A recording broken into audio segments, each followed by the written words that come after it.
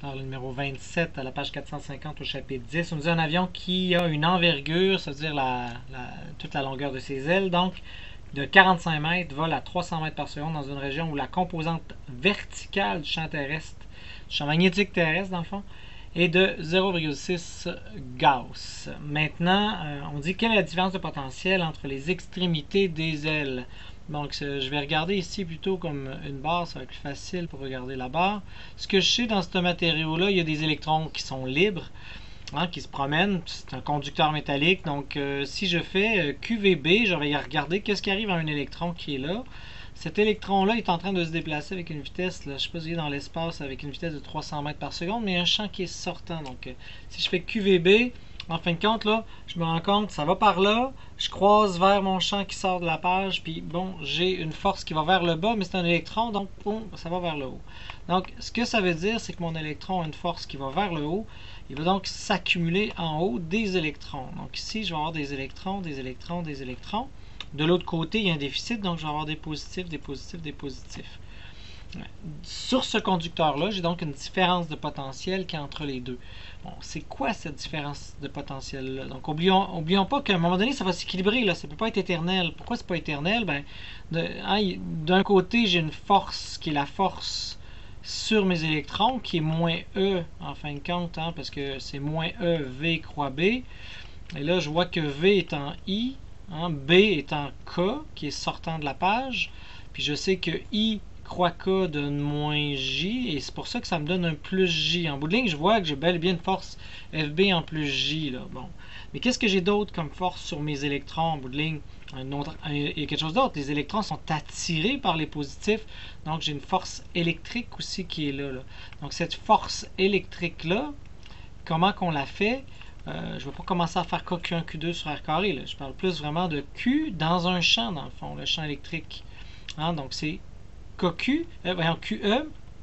Et si je fais la force électrique comme ça, ben, ça fait moins les électrons. Le champ qui est lui en bout de ligne, je ne sais pas si c'est du plus ou moins tout le temps comme définition, donc qui est en plus J. Donc automatiquement, ça va aller vers le bas. Et je vois que ça ici, ça va s'équilibrer à un moment donné, donc ça va être égal. Donc la somme des forces égale à 0. Dans le fond, je vois que EVB, on va le mettre en valeur absolue, c'est comme si on avait tout multiplié, mais on sait qu'il y en a un qui est en plus J, l'autre en moins J, va être égal à E champ. Donc avec les moins que j'ai éliminés, et je vois que ici, ça va donc donner V égale à E sur B. Bon, ça ne me donne pas grand-chose. Moi, c'est la différence de potentiel qui m'intéresse. C'est là où est-ce qu'on se rappelle que la différence de potentiel, c'est E fois D. La distance, on suppose que le champ est pas mal constant, donc c'est ED.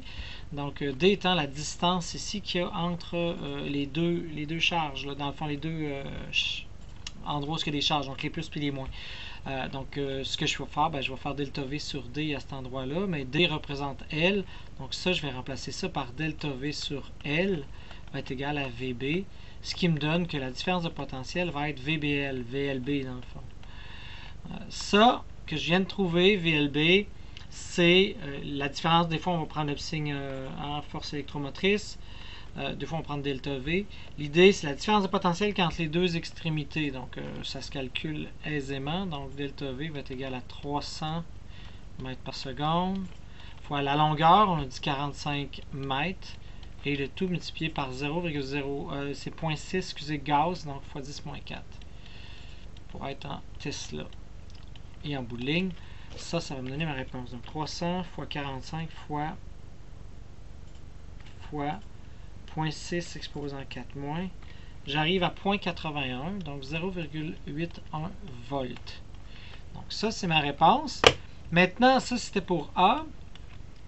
En B, on vous dit qu'est-ce qui va se passer si vous prenez un voltmètre, puis vous le branchez aux extrémités de l'avion, sachant que le voltmètre se déplace avec l'avion.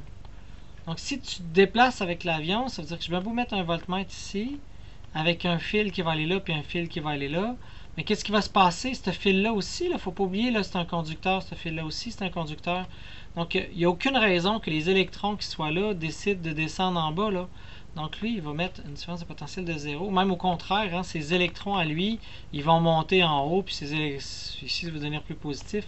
Bref, il va absolument rien monter. Pour qu'un voltmètre mesure la poussée des électrons, il faut que les électrons passent dedans, il faut que ça pousse. Hein? Donc, l'idée, ici, il y a 0 déplacement, donc il y a 0 poussée, il y a 0 hauteur électrique qu'on peut mesurer de cette façon-là. Donc, la seule façon qu'on pourrait, c'est si au sol, on avait deux morceaux de métal reliés à un voltmètre qui est au sol, qui flatte les deux côtés de l'avion, dans le fond, les deux bords de l'aile de l'avion.